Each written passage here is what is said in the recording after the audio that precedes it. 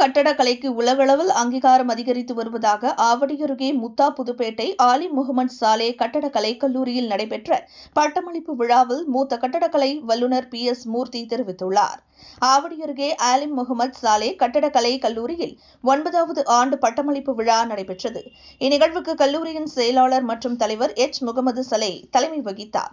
இதில் மூத்த கட்டடக்கலை வல்லுநர் PS மூர்த்தி சிறப்பு விருந்தினராக கலந்து கொண்டு 69 பட்டதாரிகளுக்கு பட்டங்களை வழங்கினார்.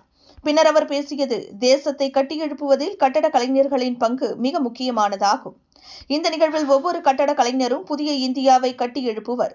இந்திய கட்டடக்கலைக்கு உலகளவில் அங்கீகாரம் அதிகரித்து வருகிறது. ஏராளமான வாய்ப்புகள் உள்ளன என்றார். இந்நிகழ்வில் முதன்மை கட்டடக் கலைஞர் ராம்பிரகாஷ், முதல்வர் RAJ பால், துறைத் தலைவர் கவிதா, மூத்த பேராசிரியர்கள், மாணவர்கள், பெற்றோர்கள் கலந்து கொண்டனர்.